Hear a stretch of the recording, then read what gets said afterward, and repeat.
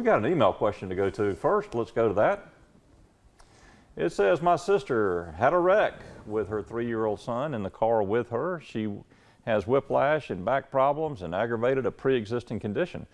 Her son has 2 knots on his head from banging his head against the car seat and is complaining about knee pain. The doctor said he's fine.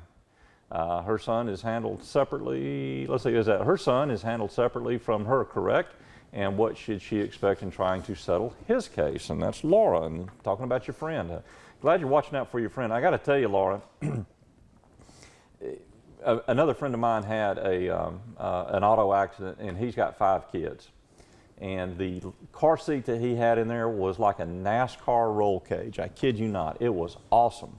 I complimented him and his wife and all of his kids, fortunately, and they cried a little bit. They were upset they had been involved in an accident, but they were just fine. And it's kind of hard. And they had ages from newborn all the way up to age 9. And so when you have that type of situation where you've got a 3-year-old and he's got complaints of knots on his head, and you can feel the knots on the head, and you got a knee pain or a knee problem, mamas usually know when their baby's still hurting. And so sometimes a trip other than to a pediatrician, maybe to a sports medicine doctor, an orthopedist, might be something that you might want to consider doing. But also, yes, Laura, to answer your question, the 2 claims are separate. Under current Florida law, both mom and son have their own PIP coverage, which is up to $10,000 each. That's under their own automobile insurance. And they have their own separate claims involving the accident. And because there's a 3-year-old involved, if it reaches a certain level, $15,000 in the state of Florida, then there has to be a judge involved, and the judge will then appoint yet another attorney to oversee and make sure that the attorney or the mother and father who are working on the case have done what's right by the child and the best interest of the child as to whether or not to resolve and settle the case. It's called a guardian ad litem.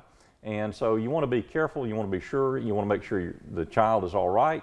And you're going to have to swear to it in front of a judge at some point, and then you're going to have another attorney look it over as well, called the guardian ad litem.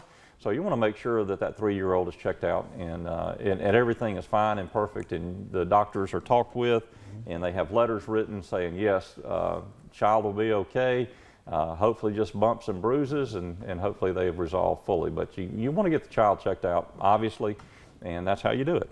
So I hope that helps you out, helps your friend out, Laura. And of course, if you have a question, personal injury law firm like ours or some other law firm that is out there doing personal injury cases, I couldn't recommend any. No, I'm teasing. There's mighty fine lawyers out there who do that. But, obviously go in. It's a free consultation when you do that, so it doesn't cost you anything. To have that free consult, make sure that your friends make sure they're doing everything perfect and right, especially by that young man. So there you go. Yeah, there.